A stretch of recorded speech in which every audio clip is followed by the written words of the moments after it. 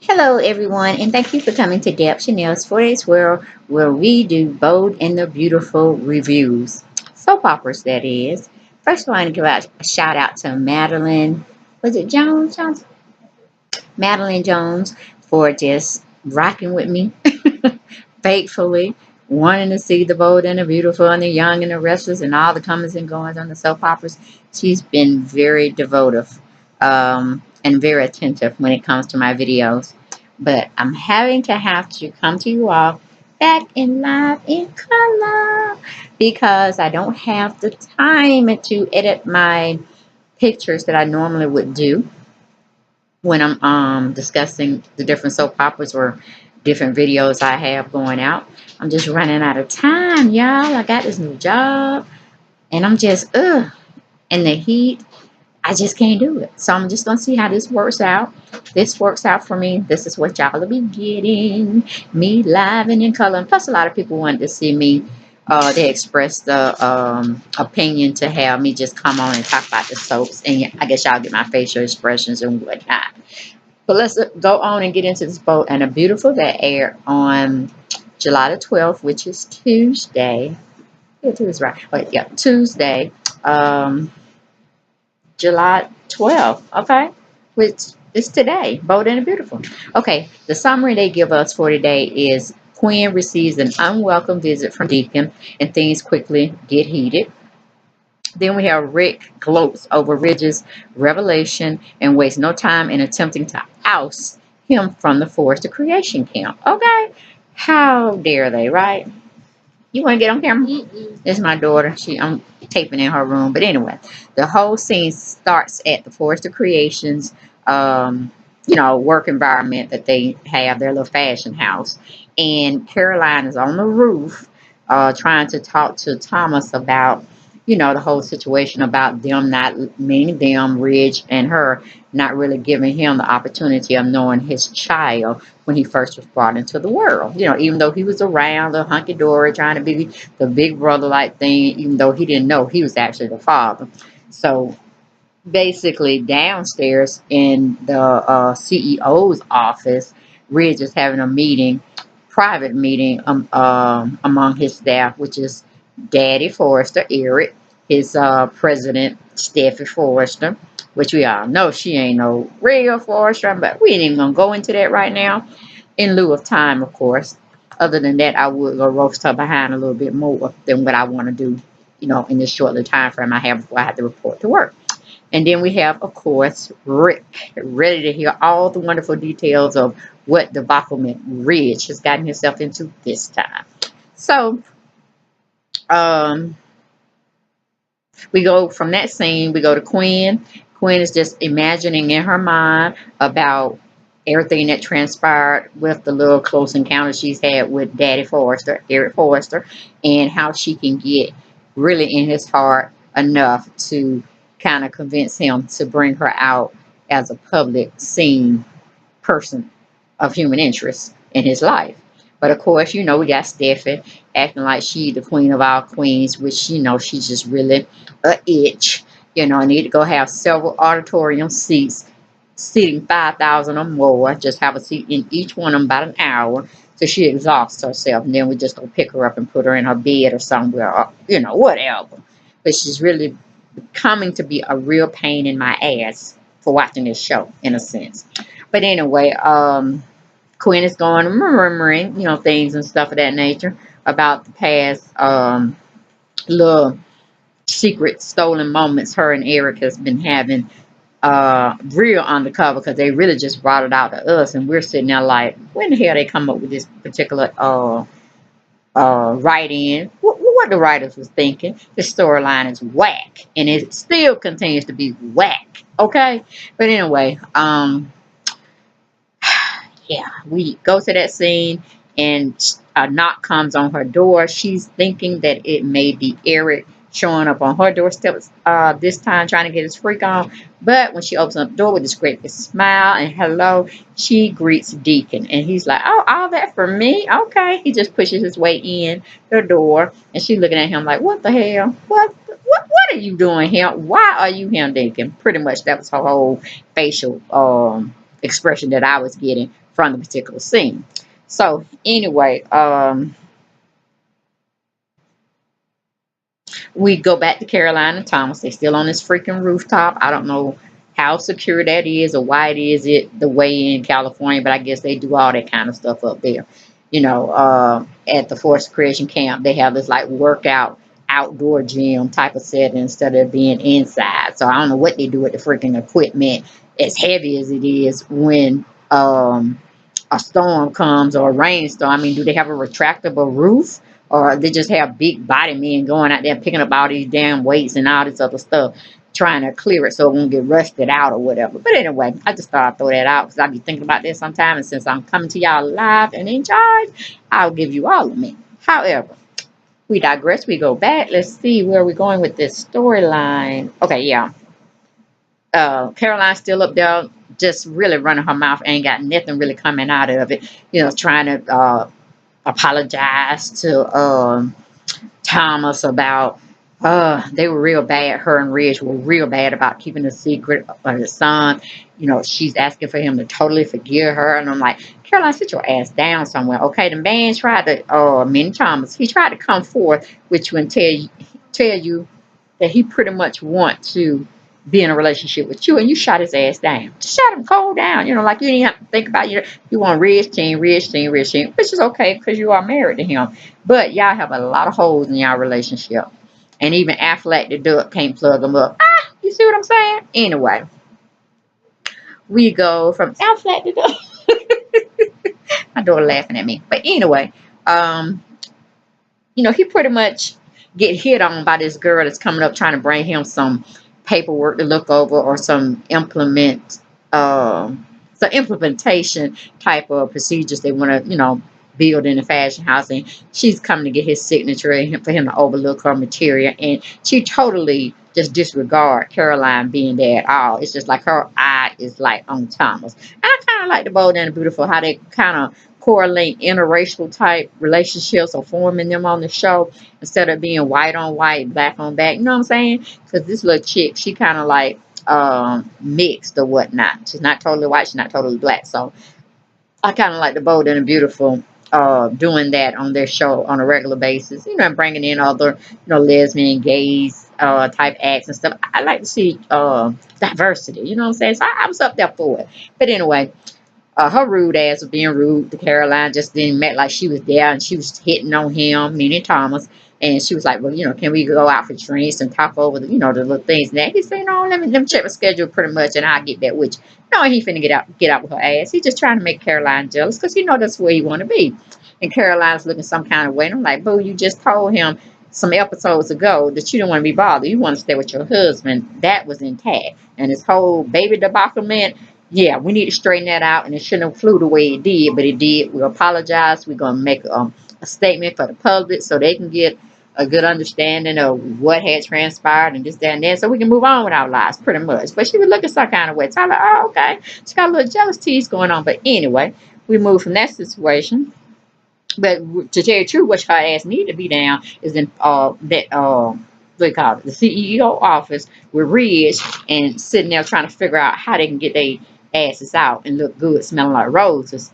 Because she was a part of that same mess that she agreed to line and all that. So she should be down there on the hot seat too, getting the other family's reaction instead of Rich taking the fall all by himself. Even though he deserved to take that fall, yes he do. He deserved to be impeached because yes, they had that morality clause in the contract of becoming CEO that you can't be doing all this outlandish stuff that's going to bring scandal to yourselves, to the family, and to the company.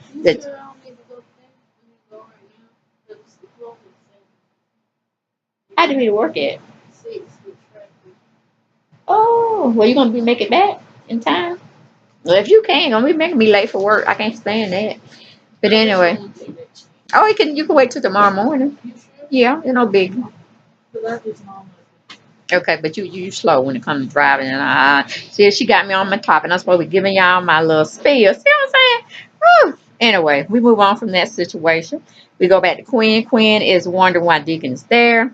He's still trying to check up on his love, see what else she done got herself into. Hopefully, it ain't criminal because he got the bounce. If that's the case, He done dodged one. Bullets tried to kill him before he came back from the dead waters. You know what I'm saying? She pushed him over the ledge, and it was just that type of situation. But I don't know. They would be the perfect couple, even though they didn't last. They got married, and whatever reason it failed.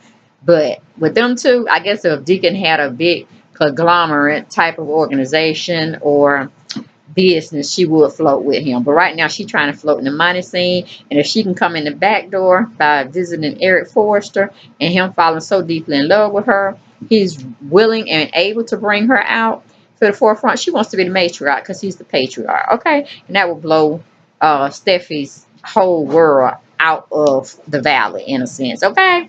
But anyway, leave that situation. We go back to Ridge. Ridge is telling his dad that baby Douglas is not his child. Okay. Been lying all this time. On our time, it ain't been but maybe 2 months we've been dealing with this storyline. And their time, hell, it's probably been a year. You know what I'm saying? That's just how it goes on the soap opera world. Okay.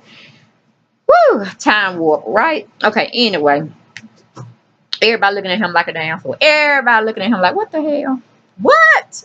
You did that. Not only did you do that, you did that to Thomas. You mean to tell me Thomas missed out on all his, did he know about it, Rich? You know, they're just going, what if, what have, what should, what could, what, why? You know what I'm saying? And he ain't catching up with none of them. But pretty much after he let them have their spiel of this, that, and that, and getting on him for being such a fraudulent person, which he ain't changed, he's still gonna be fraudulent, all right?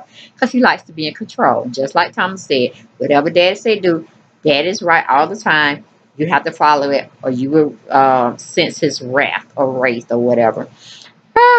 Anyway, it's so ridiculous. But yet, they're finding it very interesting. And they're, you know, of course, Rick comes out the woodwork about, okay, we got to uproot you. You cannot be the face of Forrester. You cannot have us going into the millennium, the age. You have done your just due. How could you do that? How, you know, he was just totally just giddy with excitement because he like, okay, this, he has definitely destroyed that clause we submitted into that contract that he signed and he was aware of, the morality clause. So all of this is just immoral, irrehensible, not even attainable for the memory bank. Okay, of course, you know that you should even be in this position. So therefore, we must uproot you. That was pretty much his take, y'all. And I was here. I was like, kudos, Rick. You finally got him, and you didn't have anything to do with any plotting, any investigating work, any private, you know, PI work you had to hire, you know, whatever in that nature. You come out clean as a whistle in this. So, of course, it is what it is. We go to commercial. We come back. We are here with Steffi. Eric is, you know, saying, what is going on with you? Why did you claim him as your son? This is what Steffi's asking him. And she's like, Dad, that's just so immoral. Why did you do that? That's I can't believe it. She couldn't even wrap her head around it. And it's, you know, it ain't far-fetched for Stephanie to have a weird thought or two, or not just being able to comprehend anything, because she can't even get her shit straight with Wyatt and Liam. So, okay, I'll put her out there at the end of this. But she do has enough conscience to know that wasn't right. That wasn't right. Taking somebody's child away from them because you thought that this one night that y'all had broke up, they came together on, you know, weird circumstances, and you thought Thomas had taken advantage of Caroline, and they get so well along with each other. No tension, no stress amongst them, like anything had even transpired to that level. And you couldn't talk to your wife. You know, they're just going to throw him every kind of scenario, then to come up with the idea that he's going to steal Thomas' baby, place it as his own, and Thomas was never going to know anything about it. I mean, what reality are they living in? I have no idea. Go figure, right? The writers need to have their butts whooped. Okay, but anyway, just everybody just totally in shock at this moment. We leave that situation. We go back to Thomas is telling Caroline it's not her fault. You know, stop apologizing to him. She wasn't it. They didn't have anything that wasn't consensual that happened that night. They both understood what was going on. Rich decided not to understand. He chose to have a closed mind and closed ear to the whole scenario that played out. So if anything, Dad cooked up, meaning Rich, his father, cooked up the whole scenario of lying to the family, lying to the public, and pretty much lying to themselves. You know what I'm saying? But Caroline should have been woman enough to tell Rich, "Hey, no, this not going down like this. I already know who the father. You know, you ain't the father because you can't have children anymore. You cleared that up when you ran to Paris and got a vasectomy. You know what I'm saying? So." No, we're not gonna lie. We're gonna, I'm just saying, be woman enough if you're gonna marry somebody of that age and that caliber. Be ready to step up when you have to show your personality instead of being in the shadows of them and letting them make all the arrangements and decisions in the relationship because it ain't gonna be good. And you got yourself in this situation, yeah, it ain't good. Look what happens. Okay. So anyway, Caroline need to kiss off. Anyway, we go to Deacon, back him and Quinn in the hotel, seedy hotel at that. Deacon is going over the secret that Quinn must have that's keeping her so giddy and so full of life and excited again because he know it can't be Liam. Liam been shut that shit down, okay? And she done moved on. She done moved on to bigger and better things. Mr. Forrester again. I think they really tried to have something in the past, but it didn't look like it was going to do too much of anything. It was just like a stolen kiss here and there, and that was it. But now, yes, she's going through the back door, trying to creep her way in, so she can definitely surprise Steffi when Stephanie really turns her head around and see who's come to dinner, or look who's coming to dinner. It's like a Sidney Poitier type of play, back in the day. Gotta catch it on. I guess it's on video somewhere, but look it up. It's look who's coming to dinner. Old classic that Turner Broadcasting used to play. TNT, Turner Network, entity. Very good show. I mean, not a show, but it was a little sitcom. They not sitcom really because it was just one episode. Yeah. So it was a play at one time, and then it came into just like a little hell. I don't know what you would call it, but it was just one little spiel, one little episode, and because you really couldn't call it a sitcom, but one show, I guess. Check it out. But basically, they were like, Quinn is going to be like the surprise matriarch of the family. That's what she's shooting for. I don't know, because they don't have several kids, and I don't know if Quinn is in still childbirthing age, or would it be more of a problem for her to conceive, and if she did, would the baby have like defects because of her age and her age getting old and all that kind of thing, or pretty much can she even carry it to term? So that was my idea, that maybe she may try to come up pregnant or something. I don't know, but if Eric Forster can marry Brooke and then Donna, these are young women at the time when Stephanie, his real wife, or I wouldn't say real wife, but his first wife, that carried him through a lot, that helped him got started in the fashion industry and all of that. And it was really founded with Douglas money, Stephanie's dad's money, but he ended up paying him back when he got successful. So it is what it is. But yeah, while Stephanie was alive, he had called himself marrying Brooke. Then he ended up marrying Donna. So he was a little older gentleman going around trying to marry, little young chicks coming out and stuff. So it wasn't like he never messed around in that age group before. And we know Quinn is not like over out in pasture somewhere. It just, he likes young women sometimes. He likes to be flirtatious and let him know, or let himself know that he still got it. He can still pull them in. But anyway, that's pretty much it, because Deacon don't think she's going to be able to pull it off, and I think he still have a soft spot for her. I don't really know what the storyline is going to be between them two, because I don't think Quinn's going to try to be murdering nobody, even though she told Deacon if he tells the secret of what she's really trying to do and who she's trying to be with and who she's dating on the down low, she would kill him. And then she did say that. And he know better. She tried to kill him last time off a cliff. Remarkably, he ended up not dying, but it's case scenario. The writers wanted to keep him in for some reason. I don't know. Maybe they'll let us know in future episodes. But anyway, we move from that situation. We go back to Eric, Stephanie, and Rick. They still trying to wrap their head around the lies, the deceit that Ridge have gotten himself into once again, bringing scandal and disappointment and shame to the company as a whole and to their family dynamics. And then, they basically, all of them were kind of questioning, how could you keep your son away from his son, even though y'all had issues of how he got into the world? You know, what was that all about? Was that a Forrester move or a Maroney move? And of course, Rick was like, ain't no Forrester move. Forresters wouldn't do that. They own up to their shit. You know what I'm saying? But we already know Ridge is a Maroney. Steffi is a Maroney, and they just riding off their coattails pretty much. But Eric Forster adopted him, raised him as his own, and just went from there. Oh well.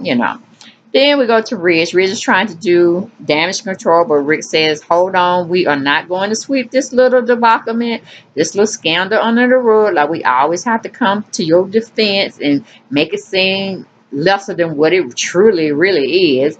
No, you remember that clause we had in there about morality? It's pretty much like your day has come to be reckoned with, meaning the roots have come home to their masters, or in a sense, or karma is a bitch. Am I getting to you where we're going with the scenario? Pretty much what Ridge was trying,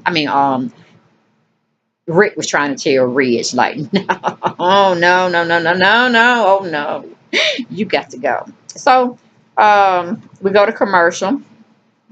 And we come back from commercial. We strictly go to Caroline. Caroline's trying to make peace with Thomas. It ain't time for no peacemaking shit. You know what I'm saying? It's time to get down and dirty. Either you wants to be with Ridge or you wants to be with him. Because it is just what it is. I was sick of the apologizing that she was doing. Pretty much, I don't even want to talk about them no more because it was just tomfoolery between the both of them. We go back to Quinn and Deacon. They're still talking about her news, her newfound love interest, and how she is fictitiously going to become, in her mind. Now, Quinn got a lot of different personalities we're dealing with, and it just is what it is. However, she said she's going to get Eric. We'll wait and see. We don't know. Move on from there. Ridge and Eric is saying no one is going to be held responsible for this or the decisions that are going to be made forward about bringing baby Douglases out. It's going to be handled between Ridge, Caroline, and Thomas. That's their deal. But Rick said, it ain't just their deal. Hell, it don't hit our doorstep. You think of the scandal, the prophet's going to be suffering from this and this, that, and other. Rick was just playing it up, which he should. Sometimes if affluent type individuals don't want to be catering to scandal themselves or be found dead walking in their clothes or whatnot, especially if it's something big. But then again, like I said, in my world, which is the reality, I don't give a crap who you're screwing, who you're making babies with, just as long as the stuff that I'm buying for you is on point all day, every day. You know what I'm saying? And we're still talking about rich people who seem to go by the beat of their own drums. They're not held to the same standards as the normal, regular people because of their money and their prestige. So let them live. You know what I'm saying? Let them come into all their reckoning on their own time and all of this. Just give me my fashion. Make sure it's on point all day, every day. And we cool. I could care less. But anyway, on this story, how the writers are putting it, that's a big deal. We can't be seen in this type of light. Da da da da da da. Okay, whatever. But Rich pretty much just goes on. Rick just goes on his pity party of saying, "No, Rich needs to step down. That's the honorable thing to do." And we won't have to hear too much about it because we're already going to have to get ahead of this story before somebody else gets a hold to it and really bring us shame. So we go to commercial. We come back to the last and final scene. We ended off with Deacon is trying to figure out things for Quinn and what type of plan she's trying to do. Deacon tells Quinn she's getting over her head, this, that, and the other. And then we pretty much go back to Rick and Ridge. Rick is demanding that his father do something about this situation because it cannot be swept under the rug. We have to abide by that clause that everybody had made and Ridge signed, that any morality, any more scandal, he cannot hold the seat of CEO. That's point blank. And so he was making that very firm and stern to his dad to, hey. And then, honey, so I don't know what Stephanie brought her ass up. I told her she needed to have them several seats in that auditorium, okay? 5,000 plus seats. If she hadn't sat in every last one of them, she don't need to open up her mouth. And that's for each episode we have that she's on, okay? Anyway, that heifer gonna say if anybody's next in line, if her father can't hold a position, she's gonna hold the president. She's gonna hold the position of CEO because she's president. I'm like, boo, sit your ass down, okay? We do not want you running anything because you can't even run your own marriage at this time, okay? Sit your ass down. Sit down, Stephanie. I don't want to hear nothing else from you from the rest of these, really the rest of the week if possible. Just be seen, not heard. It'd be better for me. Be better for everybody else that's viewing. Except for the followers who love Steffi, that they feel that she can't do shit. I mean, she can't do no wrong in anybody's eyes, but hell, we all be wrong in everybody's eyes sometime, in our lifetime. And this is Steffi time, so I need to just let her have several seats and just get out my way. Just let me know you're there, but I don't want you to say shit. But anyway, that's pretty much the spiel for The Bold and the Beautiful that aired today on July 12th, 2016, Eastern Standard Time, 1:30.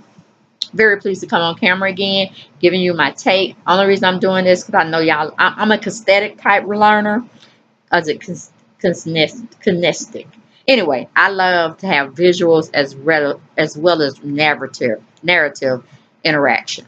So I'm sorry I couldn't give you the little imagery, even though, I will try on my day off to do that because, just seeing me on camera, I guess, is a good thing sometimes too for people that are newcomers to my channel as well as old people, but they just like to see me and my expressions and cutting up and all this stuff, which I find it very hilarious myself. Okay, I laugh at myself sometimes. Okay, anyway, y'all be blessed. Have a good week, and I'll see you tomorrow, God willing, on the next episode. But probably when I come home tonight after work, I'll shoot that other what is it, Beyond and the rest of the show. I don't know how much I'm gonna catch of it because, like I said, I had to record it, and President Obama came in and addressed the nation. When that shit happens, you ain't getting nothing. You know what I'm saying? You getting half of whatever you got. So whatever they gave me and I caught y'all, I give it to y'all. I sure will. And I'll try to look on cable to see if they had another part where they played Young and the Restless, because sometimes it comes on at nighttime around 11 and 12. So we'll see what it gives us. We'll see. We'll see.